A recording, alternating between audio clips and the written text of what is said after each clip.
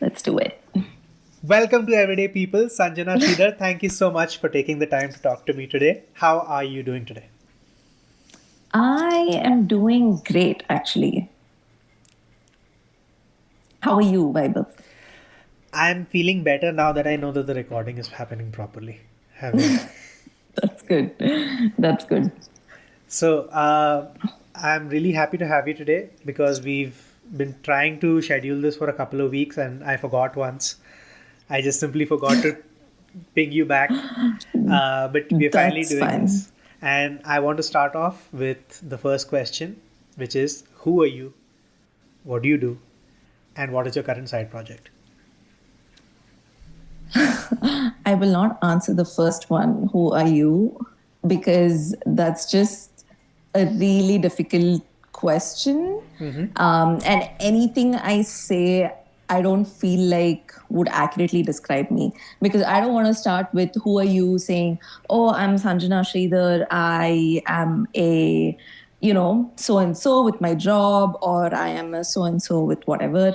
Um, so I will not answer the who are you part.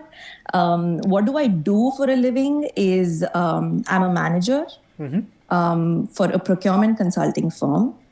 So I handle a team of, well, I used to handle a team of 6 people earlier this year, but it's reduced down to 4. I had to let a couple of people go.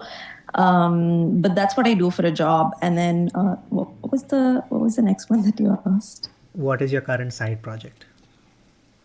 My current side project is I I'm not sure if it's actually a project, but it's good to call it a project. But I would also say like a new passion that I've found is pole dancing. So that is what my side project is right now. So when I'm not working or having fun, it's something that I work on a yeah on a weekly So basis. amazing. That's so nice. So you've been experimenting with pole vaulting, and we'll come to that. But Okay, not pole vaulting, pole dancing. pole dancing. Yeah. Sorry, I'm so sorry. Uh, Pole dancing, and we'll come to that. But first, I want to talk to you about your work. So you said you're a manager at a procurement consultancy, as in a hiring firm. No, we are a group purchasing organization. So what we do is we have a couple of suppliers connected to us, who we call our preferred suppliers, and then we have a member, like couple of clients who we call member companies. So usually how it goes is we are the middlemen. Basically, we work with a lot of data because the space that we work in is maintenance, repair, and operations, which is a very small space for any company, because any big company would need to have safety items, cleaning items, just for the maintenance of operations day to day at the plant level. So we don't supply it, but we are connected to a couple of suppliers who we recommend our clients to. So these member companies, that is it getting too complicated? Is it getting way too complicated and No, detailed? the thing is, I understand this because I've been in corporate for 9 years, Oh, okay, okay. right? But this is the Yeah. most corporate speak I've ever had on the show. This is a lot of corporate speak to say very So sorry. little. See, that's what happens when you work with a consulting firm is you talk a lot. You need to bullshit a lot. So Yeah. you learn corporate talk. But basically, you're a And it's recruiting firm. You find people and connect them to member companies. um I wouldn't say recruiting. I would say like middlemen to connect some of the members to our suppliers, and they can get the products for cheaper because we basically buy in bulk for all our members, so we get cheaper pricing. So the more members we add, the more we can negotiate with our suppliers to give them cheaper pricing. So now I relate to that a lot more because to me, what that sounds like, Yeah. right, is wholesaling, which is what our family Yeah. business was. Very similar to like that would be the exact like concept, but it's just a lot more. There are a lot more layers Of because it's course. a consulting firm. Yeah, Yeah. but So, in very simple terms, that would be it. but like I understand the approach of, sort of, if you're going to be a middleman company, then you need to have an approach that is two pronged, right? Because you have to reach out to your member companies as well as your stakeholders, and there's a Yes, different like, so absolutely. this exact thing is something that's been in my family for so long, because our family business again was paper wholesale. Right. So it's Okay. obviously, with you being in a consultancy firm, it's a lot more complicated, Yes. as are the necessities of today. Uh, Yeah. but like, I can appreciate that what you do is very hard. It it definitely is. It's I don't know. I have never worked in a corporate firm in India, so I don't know if it's tougher there. Not at all. But I would say this is, especially this year, it's been quite crazy. Like work has been pretty crazy. So I would agree my job has been tough. For India, like I was with Oracle for 5 years, Yeah. and so that was like I could see what happens in a large corporation in India. Um, but then after that, I've been in a couple of startups for 2 years each, and that's been very refreshing. Like, Okay. it's been like really productive, and it's been really uh, sort of synergistic, and there's a lot of like enthusiasm, right, to do things. Right. So in a smaller company, I found that to be there, but in the bigger companies, absolutely, that the stereotype of the Indian, you know, everybody is relaxed and like nothing is really happening, which happens in large Yeah. companies. Like a lot is Yeah. happening, but a lot isn't happening. Exactly. I wouldn't know because, again, I've never worked in well, I've interned in a large corporation, but I've not worked full time for a big company. In fact, the job that I'm doing right now was my real first ever full time job, and I've been working here for what 6 years now. Wow. And yeah, we're a pretty small firm. We've just over 100 people. 100 people, yeah, it's a good size. I Yeah. I joined my first startup. It's called ZenDrive. It was like a lovely workplace. I'm friends with a lot of people there still. That was 100-ish. I was employee number 89 when I joined. Okay, I was employee number 51 or 52, something like Yeah. that. Whereas in Oracle, I was employee number 48,486. Really, that was my ID. I know. Um, yeah, I don't know if I would work for a big corporation or if even if I would want to. It's definitely an experience in patience. Definitely. Like you Yeah. have to be very vigilant and very like, not vigilant. The word I'm looking for is like, you have to be very patient in the sense of being able to follow up and pushing through and being persistent. It requires a lot of Yeah. persistence. Yeah. But like 100% company was like a super sweet spot for me. So I'm happy that you're experiencing some like you enjoy your job, right? I do enjoy my job. There are parts that I don't enjoy, Of but course, of course. that's always there. So, but I do enjoy my job. So, in concluding, like this question, I just wanted to Yes. understand, like, if you could do anything else, like the cliche question of if money was no factor, what would you be doing? Uh, do you find that you enjoy the aspect of managing people a lot, uh, or is it very exhausting for you? It can be both. Just depends on the day, I guess. Most days, luckily, I like to manage people, but on some days, it definitely gets tough. Honestly, even on a day-to-day basis, like I have to be, because some of the people that I manage are also in India, so I have to be on calls early in the morning here, just talking to them, getting them to hit all the deadlines.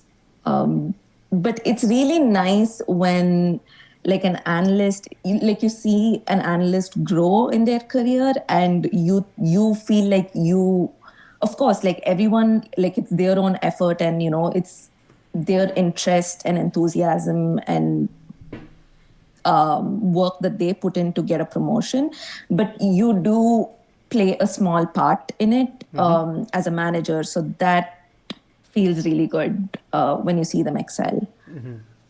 But other than that, you did ask me a question like, what would I do if, like, if money wasn't a question? Honestly, right now, like at this, like in this call, this minute, this moment of my life, Right. And I hope this passion doesn't die, but I do definitely would want to be a pole instructor, or like just build a beautiful community, do what you love sort of life. I mean, of course, it's a dream, and it's not easy, but that's what I would want to do. Right. I would not want to be in corporate, honestly, if money wasn't an option. I mean, if money wasn't an option. If money wasn't a problem. Problem, exactly. Yeah. So let's talk about it. Let's talk about your pole dancing or pole just as an athletic endeavor, right? Because that's what it is. It's a very athletic sport, honestly. It is, yeah. Tell me about it. I could just go on talking. It's like, you've just asked me about my like favorite things to do. Yeah.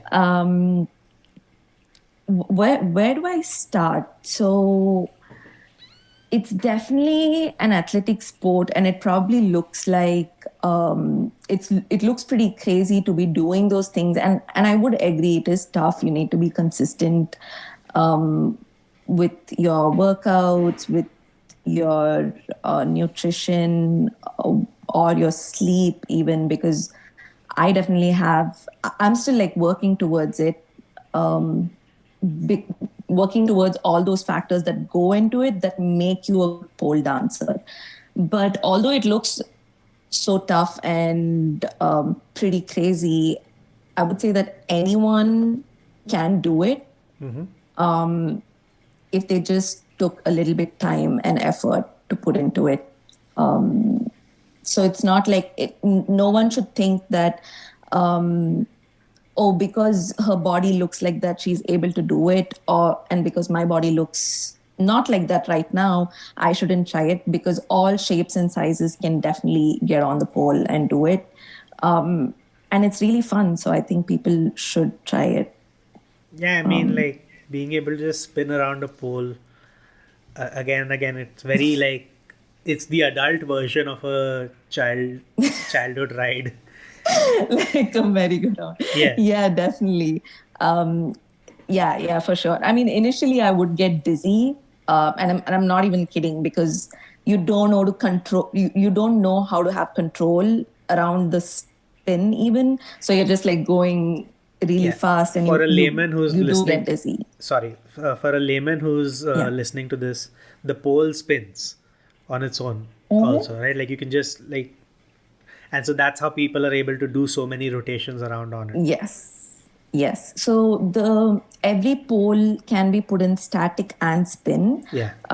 Usually when you put it in static, it's when you're trying bigger tricks, you don't want to be spinning, you want to try it in static first. But every pole does spin, and that's how you're able to spin around it.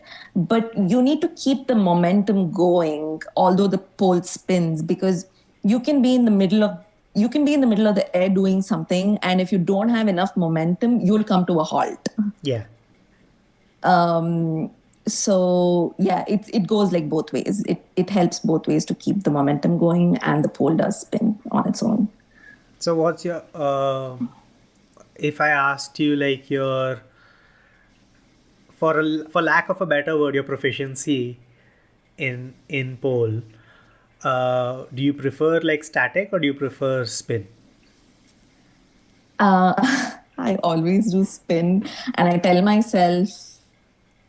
keep telling myself that I should practice on static because I think it'll be better to do it that way first. But I'm just like, my pole is always on spin, and I'm always trying things on spin. And it's also like easy to hurt yourself that way. But Yeah, luckily, of course, the that momentum you hasn't. said, right? Like the Yeah, speed. yeah, yeah, for sure. So But yeah. so yeah, so like it's really cool because I have never spoken to anybody who's done pole before. And like this is what the benefit of the show is, right? I get to talk to people who are very interesting like Yes. you. Oh, thank you. I will take that as a compliment. Of course, it is a compliment. Yeah. But okay, so now like comes the fourth question, which is about advice. And so generally what I do here is I ask people for Okay. three pieces of advice depending on how the conversation has been about different things. And I think I saw you the most enthusiastic and the brightest when you were talking about pole. So Yeah. to give beginners three pieces of advice, what would you say? You mean Beginners on pole. anyone? Who wants Okay. to try pole? Three pieces of advice. Um,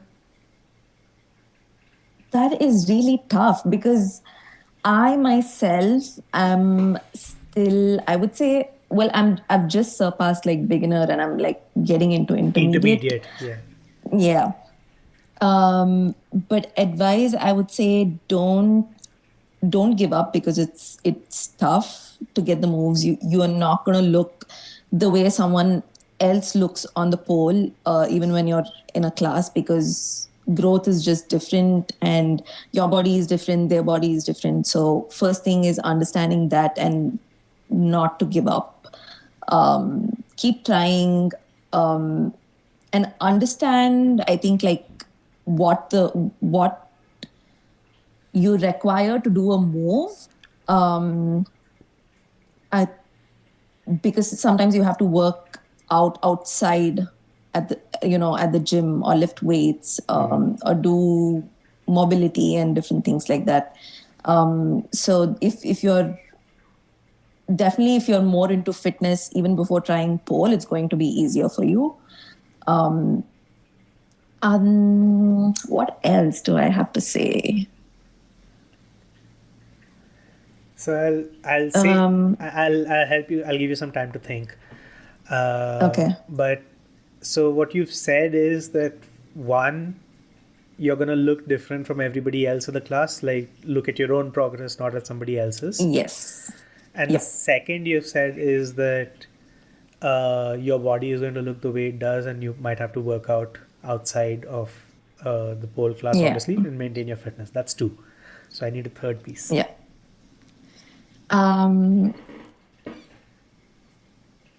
Oh my God, how is it so tough to give advice? It's Shouldn't putting on giving the advice spot be so easy? for you as a manager, right? Because everybody loves giving advice.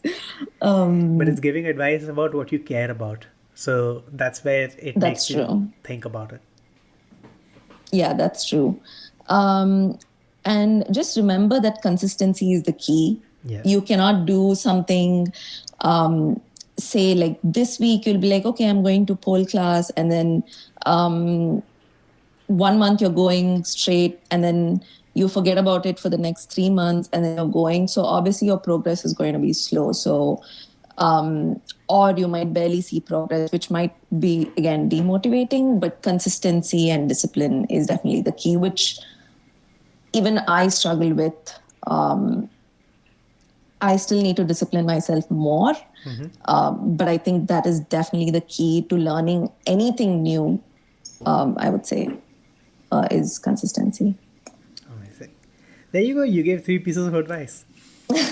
I know, finally. Thank God. So the way I source guests, I've told you, is like I ask friends. But what I didn't tell you is the question I ask friends is, who do you admire? And I want to talk to that person, right? So Krupa suggested Right. you. My question is, Oh, what do you think that's so she admires sweet. about you? Sorry, what was that? What do you Can you think please she say? admires about you? Um,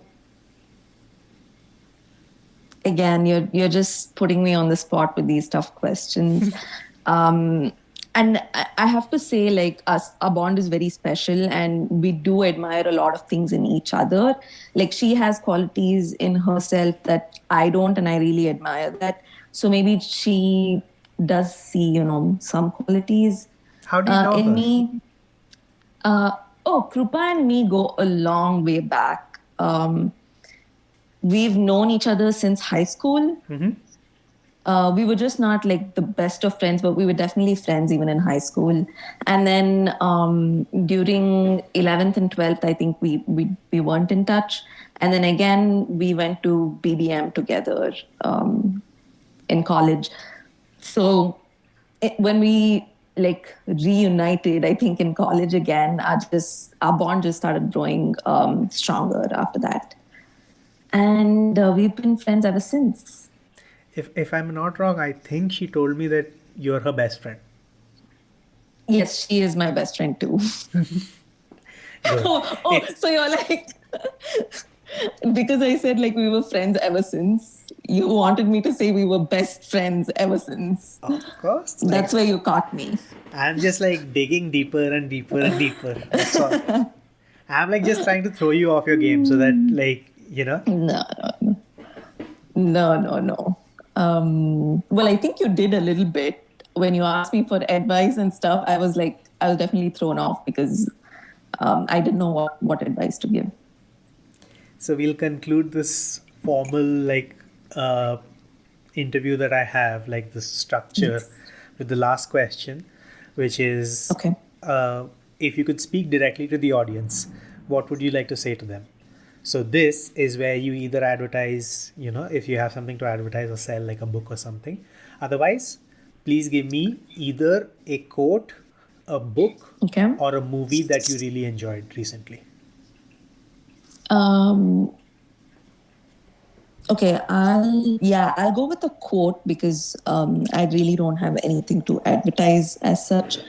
But and I don't know, like this quote, I really like it because it goes like this. It says, "What one can do, another can do. All that matters is how fast." Interesting. It's a very capitalism heavy Yes, quote. kind of capitalism heavy. But also, I like the part that says, "What one can do, another can do," which is just so open to fit anything, that tells you that don't ever think like you can't do anything. Yeah. Like, don't look at someone and think like, oh, you can't be that, or you can't do that, or you can't get there. Like, you definitely can. And all that matters is how fast. It's definitely very capitalistic.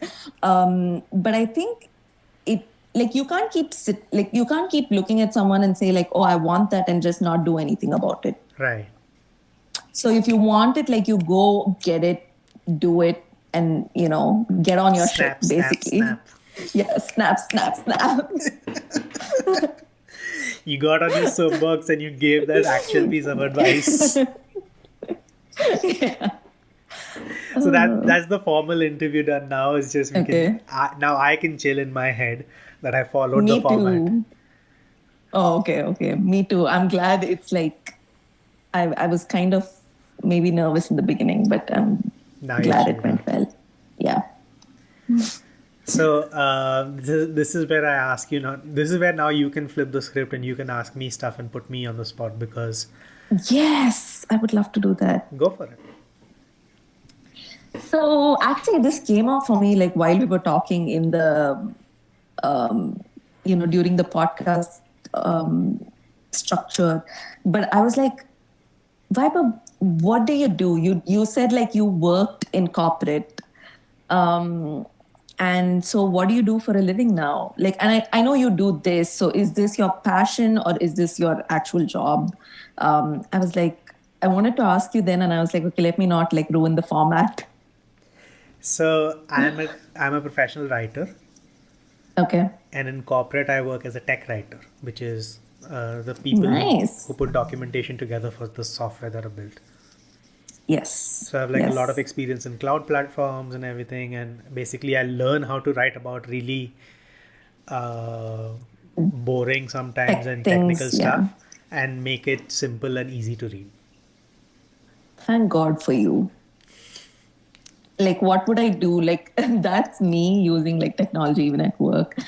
Sometimes I'm like, oh God, like, will someone else just like give me the documentation for this so I can just like go through it and learn the tool?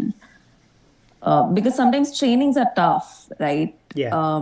I know they do trainings at work, but people are only paying attention like that much. But that's and cool. and and Good it's to know. difficult to retain, like, because corporate trainings, like, for the sake of convenience, they're put together like a full day's worth of training or a full week's worth of training, Yeah, and nobody can absorb that uh, much. And that yeah, much. Yeah, so like I think just for the sake of convenience it becomes less efficient, and that's the corporate way. yes.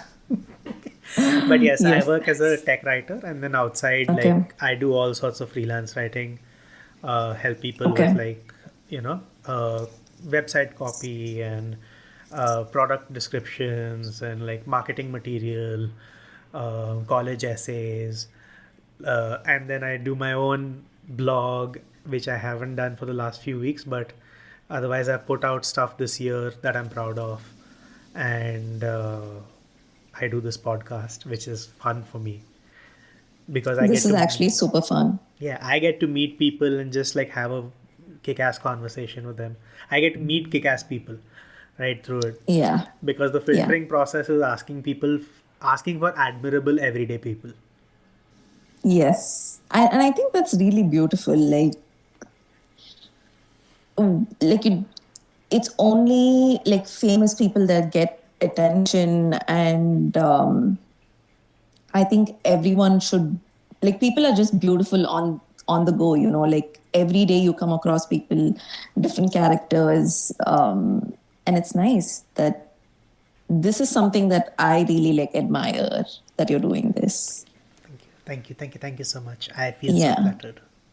Yeah, because there was a part of me, and there is still a part of me that is very much into psychology, and I do love to read a lot about that. I'm not saying like I'm like like when people are talking to me, I'm like trying to psychoanalyze them or something, but it's very interesting to me, like how people are. Yeah, Yeah, I think that's what this is an experiment in, right? Just like getting to meet different people and like yeah, see how people are yeah, and find good yeah. stories to share. So that's why I do Yes. this. And so this is everything that you wanted to know. I think I answered both your questions.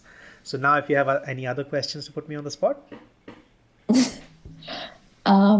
Wait, what did you ask me? Let me try to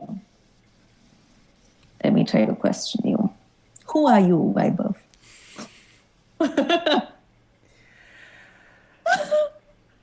I am a nerdy theater kid who grew up in a very conservative and religious upbringing. And so I feel like I am the perfect mix of science student, art student, and commerce student. Okay. and I identify really hard with my with the idea of being a lifelong student and trying new things and learning new things and so on and so forth. Okay. That was good. That was good. That was good. You didn't crumble anywhere. You kept going. And that was good. I don't know why, like when you asked me that question, it's honestly such a difficult question for me because I feel like anything, like you said all of this, which gives a little bit about like your background and everything, but yet you are like so much more than what you defined in words. Yeah, of course. That I think that's why that question is always like difficult for Difficult. me to answer, because You have to even if I limit answer yourself. at yes, even if I answer at this point like this is who I am, Yeah, I'm putting like a definitive, barrier around it. yeah, barrier and definition to it that if in future it changes will be contradicting to what I said today. But that's I not a think bad thing. it's not a bad thing at all, but I think people need to understand that people change constantly, Yeah. because I think even today we see so many of these things on Instagram or online where actor or actress said something like a couple of years ago, and today they're saying something else, and they're like, they said this so many years ago, and like make a big deal about it. I'm like, yeah, dude, People like change. now they're not that person, yeah. I think because not everybody is So, able to change for whatever reason, whether it be, lack of privilege or whether it really just be a resistance, like a psychological resistance to growing. Uh, yeah, but yeah, like changing is growing. yes, yes, Like for sure. we stop growing in height. We don't stop growing in weight, unfortunately. But we have to keep That's a good growing. We have to keep observation. growing mentally. Always. Yeah, always. But what is today for you? Is it, for me, it's Friday. For you, it's Friday night. Yeah, it's Friday night. It's 10. It's almost 10:30. Wow, Vaibhav, I appreciate you doing this on a Friday night when you could be out there partying. I'm 31 years old. My days of partying are done. Tell me about it, dude. Like, I'm not kidding. Like, even close to hitting, like, I'm 30 now, and even close to hitting 30, I'm like, there's no way that I'm going out partying. I might go out like a karaoke night, which I went recently, but I realized that even just a karaoke night, like it was a live band, and the next day I felt like shit. And all I had was like two drinks.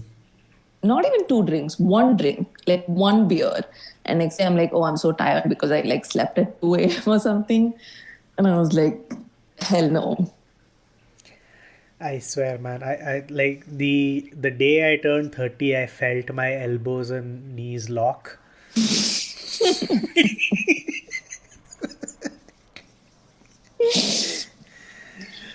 Uh, Yeah, I get that. I'm not even kidding. I do so much warm up before I like do pole or like workout or whatever, and yet when I'm practicing and when I sit, my knees just go like tuk, tuk, tuk, tuk, tuk, tuk, tuk, and I'm like, fuck, dude, like it's just unbelievable how your body changes just when you hit a certain age.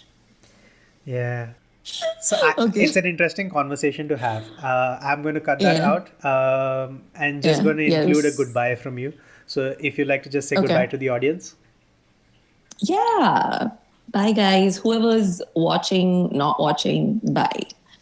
Thank you so much for listening.